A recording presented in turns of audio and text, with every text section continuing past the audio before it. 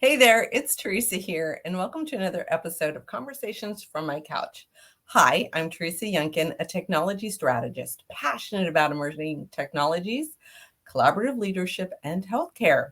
So I work with leaders to get laser focused to manage the change that new technologies bring to their industry to lead inspired teams that deliver powerful results. Well, we've talked a lot about indicators in the markets that point to the adoption of crypto in the market when it comes to Web3, cryptocurrencies, and their associated technologies like blockchain.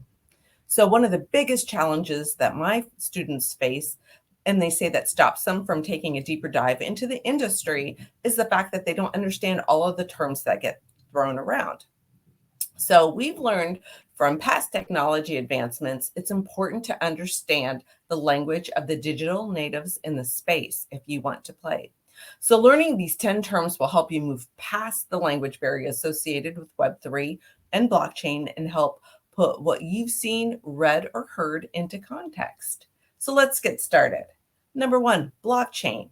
A blockchain is a digital ledger composed of all the transactions ever made in a particular cryptocurrency. Now, these transactions are made up of blocks, and each block contains the reference, known as a hash, to the previous block.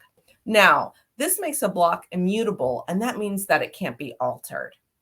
So when a block reaches its capacity, a new block is created and the blockchain continues to grow.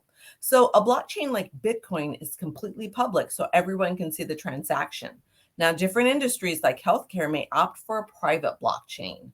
Whether you have a public or a private blockchain, what you need to know is that the underlying technology works the same way.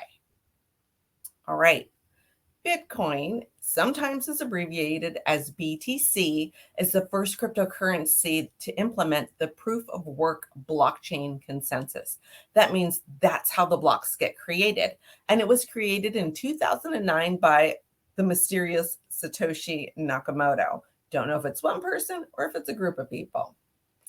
So, what is an address? Because you're going to hear people say, I need your address. Well, an address is a unique identifier used to transact on a blockchain network. So, wallet addresses are represented by these alphanumeric characters like little s, big D, little r, 1, N, J, 4, 5, capital H, 7Z. Now, these addresses can also be represented by a scannable QR code to help you find a person on the blockchain and to see where a transaction may be. Now, decentralized apps and dApps. These are open source applications that are built on a blockchain and they're intended for real world use. So Ethereum is considered the mother of dApps. Ethereum was founded on the idea of enabling developers to create new applications on top of their blockchain. Okay, a digital asset. That is an asset that is created digitally with sets of rules that describe its scarcity. So, how many will be available? Its transferability, how it goes back and forth, and exchangeability. What can be exchanged for what? Now, these help establish the market value of a digital asset, the scarcity, transferability, and exchangeability. Ethereum. Now, you've heard about Bitcoin, so you're going to hear a lot about Ethereum. And Ethereum is the second largest cryptocurrency by trading volume.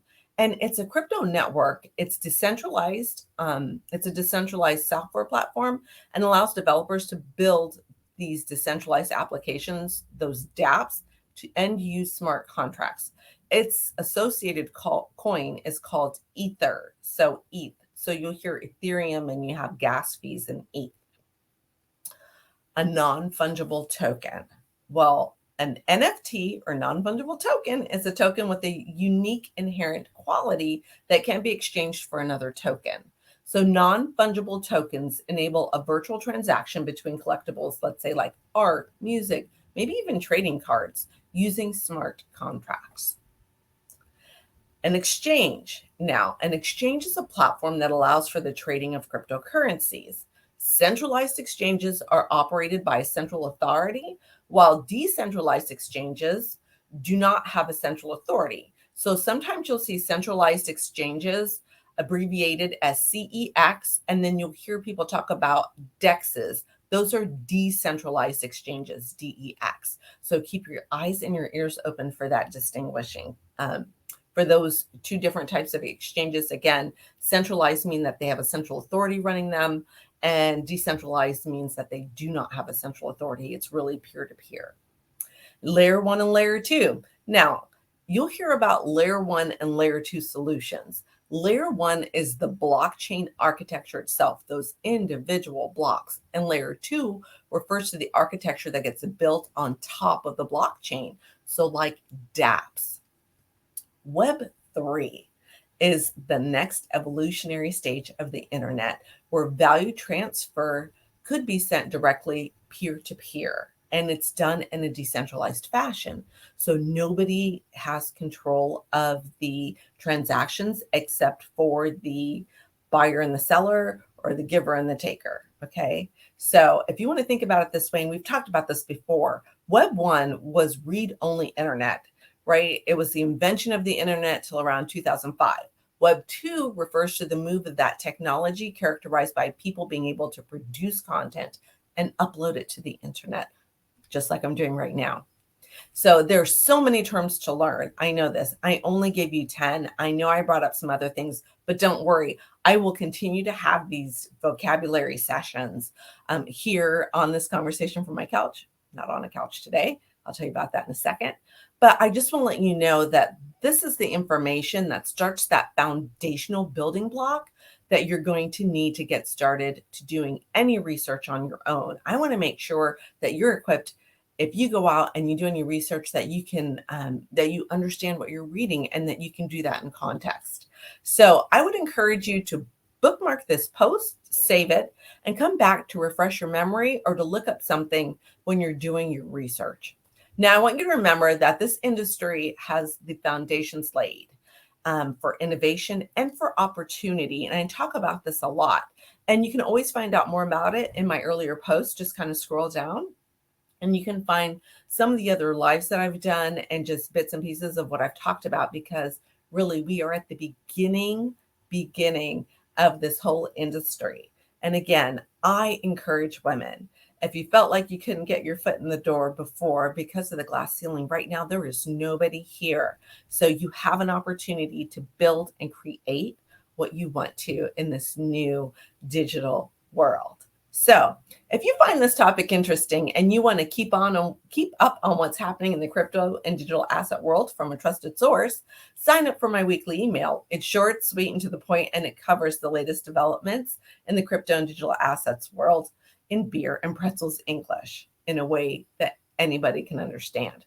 So the link is in the description. Make sure you sign up. Next week, I'm going to give you 5 tips on how to understand and manage the changes this technology will bring to your organization, because change management is the first step in any sort of change. All right, guys, thank you so much for joining me here. As you see, I'm not on the couch. Actually, I'm in beautiful Belgium, beautiful leaded windows, and beautiful flowers in this just historic city. It's amazing. I will catch you guys next week, where I will be back in the US to have another conversation from my couch with you. All right, guys, peace.